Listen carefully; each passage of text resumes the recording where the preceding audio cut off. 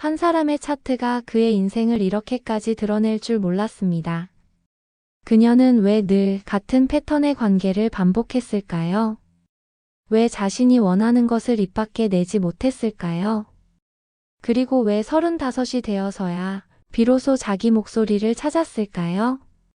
오늘은 한 여성의 차트를 통해 그녀의 인생이 어떻게 쓰여졌는지, 그리고 어떻게 다시 쓰여질 수 있는지를 함께 읽어보려 합니다. 이것은 점성술이 말하는 한 영혼의 서사입니다. 그녀의 이름은 민서입니다. 36살 프리랜서 디자이너. 민서는 늘 괜찮은 사람이었습니다. 착하고 배려심 많고 누구에게도 부담을 주지 않는. 하지만 그녀는 최근 깨달았습니다. 자신이 평생 괜찮은 사람으로 살았지만 정작 자신이 원하는 게 뭔지는 한 번도 진지하게 생각해 본 적이 없다는 것을. 연애를 해도 늘 상대방에게 맞춰갔고, 일을 해도 자기 작품보다는 클라이언트의 요구를 먼저 들었습니다. 그러다 작년 5년 동안 사귄 남자친구가 갑자기 이별을 통보했습니다. 넌 좋은 사람인데 네가 뭘 원하는지 모르겠어. 그 말이 민서를 무너뜨렸습니다. 동시에 질문을 남겼습니다. 나는 정말 뭘 원하는 걸까? 민서는 답을 찾기 위해 자신의 출생 차트를 펼쳤습니다. 민서의 차트를 처음 봤을 때 한 가지가 즉시 눈에 들어왔습니다. 태양은 천칭자리, 달은 물고기자리, 상승궁은 개자리. 이 조합을 보는 순간 민서의 삶이 보였습니다. 천칭자리 태양은 조화를 추구합니다. 갈등을 싫어하고 균형을 사랑하며 타인의 관점을 먼저 고려합니다. 하지만 동시에 자신의 입장을 명확히 하는 것을 어려워합니다. 물고기자리 달은 감정의 경계가 모호합니다. 타인의 감정이 내 감정처럼 느껴지고 누군가 힘들어하면 내가 더 힘들어집니다. 공감의 천재이지만 자기 감정은 종종 잃어버립니다. 개자리 상승궁은 세상에 자신을 드러내는 방식이 보살핌입니다. 민서는 본능적으로 사람들을 돌보고 안전하게 만들어주려 합니다. 이 세 가지가 만나면 어떤 인생이 만들어질까요? 나보다 타인을 먼저 생각하는 사람, 자신의 욕구보다 관계의 평화를 우선하는 사람, 자기 목소리를 내는 것이 이기적이라고 느끼는 사람. 민서는 태어날 때부터 이 이야기를 쓰도록 설계되어 있었습니다. 민서의 금성은 정갈자리 파라우스에 있습니다. 금성은 우리가 사랑하는 방식, 관계 맺는 방식을 보여줍니다. 정갈자리의 금성은 가볍게 사랑하지 않습니다. 사랑한다면 전부를 줍니다. 영혼까지 내어줍니다. 하지만 파라우스는 변형과 상실의 공간입니다. 이 위치의 금성은 사랑을 통해 깊이 변화하지만 동시에 사랑을 통해 깊이 상처받습니다. 민서는 연애할 때마다 자신을 완전히 내어놓았습니다. 상대방의 삶에 깊이 들어가고 그의 고민을 내 고민처럼 안았습니다. 하지만 관계가 끝날 때마다 그녀는 텅 빈 사람이 되었습니다. 내가 너무 많이 준 걸까? 내가 너무 무거웠을까? 정갈자리 금성의 두려움입니다. 내 사랑이 상대를 질식시킬까봐. 그래서 민서는 자신을 숨겼습니다. 깊이 사랑하면서도 자신의 깊이를 드러내지 않았습니다.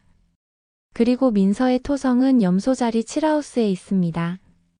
토성은 우리가 두려워하는 것, 동시에 극복해야 할 과제를 보여줍니다. 칠하우스는 1:1 관계, 특히 친밀한 파트너십의 영역입니다. 염소자리의 토성은 책임에 대한 강박이 있습니다. 민서는 관계 안에서 늘 좋은 파트너가 되어야 한다고 느꼈습니다. 상대방이 힘들 때 떠나면 안 된다. 내가 먼저 요구하면 이기적이다. 관계가 어려워진 건 내가 부족해서다. 이것은 토성이 주는 무게입니다. 민서는 관계를 의무처럼 느꼈습니다. 하지만 토성은 동시에 성숙의 행성입니다. 이 위치의 토성은 우리에게 묻습니다. 진짜 성숙한 관계란 무엇인가? 내가 나를 버리지 않으면서도 사랑할 수 있는가? 민서는 아직 이 답을 찾지 못했습니다. 하지만 이별 이후 그녀는 비로소 이 질문과 마주하게 되었습니다. 민서의 화성은 처녀자리 3하우스에 있습니다. 화성은 우리가 에너지를 쓰는 방식, 행동하는 방식을 보여줍니다. 3하우스는 의사소통, 표현, 일상적 사고의 영역입니다. 처녀자리의 화성은 완벽하게 하려고 합니다. 말을 하기 전에 수백 번 고민하고 작품을 내놓기 전에 수십 번 고칩니다. 민서는 디자이너로서 훌륭한 작업물을 만들어냅니다. 하지만 그녀는 늘 자신의 작품이 아직 부족하다고 느낍니다. 더 중요한 것은 민서가 자기 의견을 말할 때도 이런 식이라는 점입니다. 이렇게 말하면 상대방이 기분 나쁠까? 내가 틀렸으면 어떡하지? 더 좋은 표현이 있지 않을까? 그래서 민서는 결국 말하지 않습니다. 완벽한 표현을 찾기도 전에 타이밍이 지나가 버립니다. 이것이 처녀자리 화성의 함정입니다. 완벽하게 하려다가 아예 하지 못하게 되는 것. 그런데 민서의 차트에는 결정적인 구조가 하나 숨어 있습니다. T-스퀘어. 태양과 달, 그리고 토성이 정확히 90도씩 부딪히며 만드는 긴장 구조.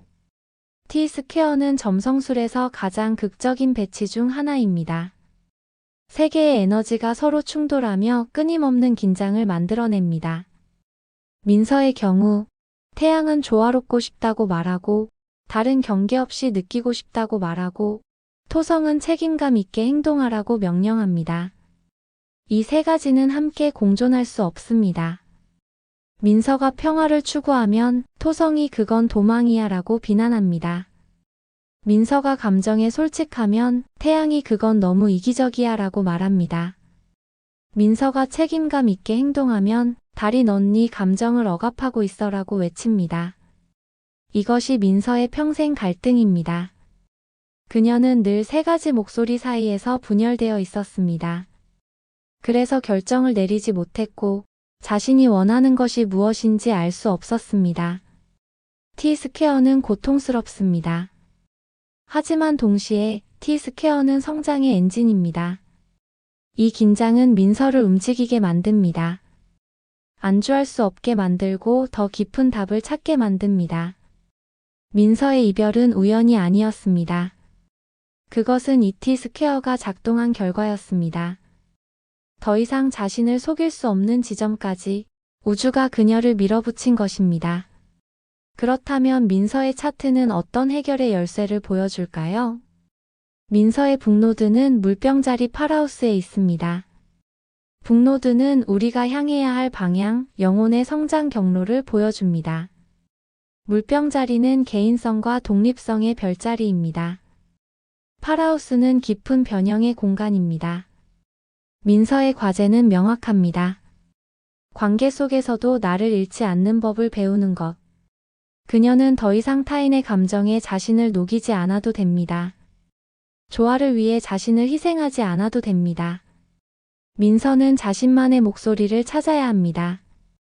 그것이 불협화음을 만들더라도, 그것이 관계를 불편하게 만들더라도, 진짜 조화는 자신을 숨김으로써 만들어지지 않습니다.